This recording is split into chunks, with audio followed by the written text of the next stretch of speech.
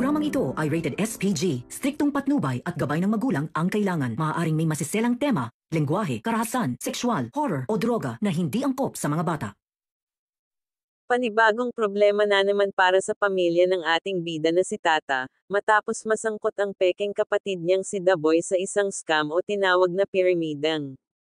Sa kagustuhan kasi nitong si Daboy na makatulong sa gastusin sa kanilang pamilya ay kinagat niya ang offer ng kanyang kinilalang kaibigan, hinikayat ni Daboy lahat ng kapitbahay nila mag-invest ng pera, pero kalaunan ay naloko sila, pinaghahanap na ng mga kapulisan ang kasabwat di umano ni Daboy, at pati si Daboy ay maaaring makulong sa nangyar, kaya naman ang ating bidang si Tata kasama ng kanyang kinilalang ina na si Nay Guapa ay na Ma'am Robalma.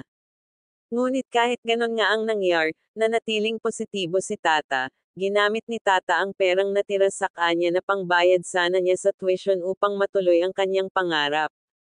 Mas pinili nga ni Tata na tulungan si Daboy para hindi ito makulong, mabuti na nga lang at nang matapos magsimba itong si Tata ay aksidente naman na nagtagpo muli ang landas nilang dalawa ni Francis. Nalaman ni Francis na may problema si Tata kaya naman agad-agad at hindi nagdalawang isip si Francis na offran ang ating bidang si Tata ng trabaho sa kumpanya nila.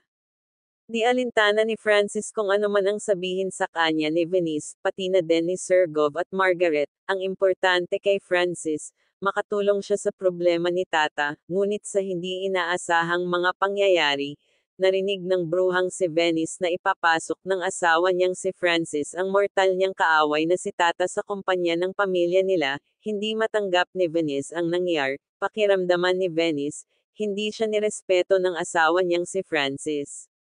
Mabuti na lang at nasa tamang pag-iisip itong si Francis, pinagtanggol niya si Tata sa harap ni Venice, pinanagan ni Francis kung ano ang tama, kaya ang bruhang si Venice ay walang nagawa kundi tanggapin na lang ang gustong mangyari ng asawa niyang si Francis. Pero bago ngaan ay winarningan na ni Venice ang kanyang asawa tungkol sa ugali daw di umano nitong si Tata, nagbabait-baitan lang daw ang ating bida at panigurado na kapag nagtagal ay lalabas at lalabas din ang tunay na ugali ni Tata.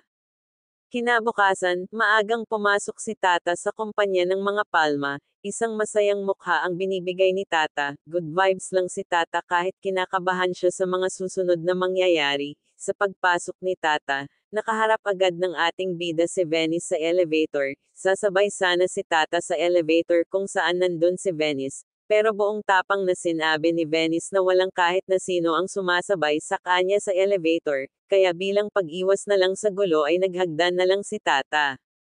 Nang makarating si Tata sa floor kung saan siya magtatrabaho, pagod na pagod si Tata, pero laban lang, nag-umpisa ang kalbaryo ni Tata sa kamay ng bruhang si Venice. Pinaramdam ni Venice kay Tata na hindi siya magtatagal sa trabahong pinasok niya, lalo pa at araw-araw silang magkikita nitong si Venice. Inutos-utusan ni Venice si Tata na akala mo binayaran niya ang buong pagkatao ni Tata.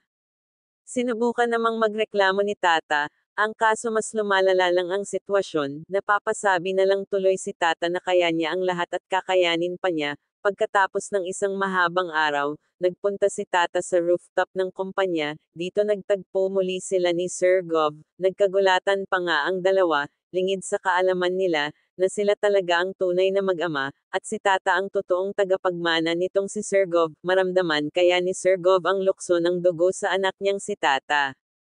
Kung nagustuhan mo ang kwento sa My Ilonggo Girl ay huwag kalimutan na mag-like at subscribe sa video na ito, dahil mas marami pa tayong aabangan. Maraming salamat po.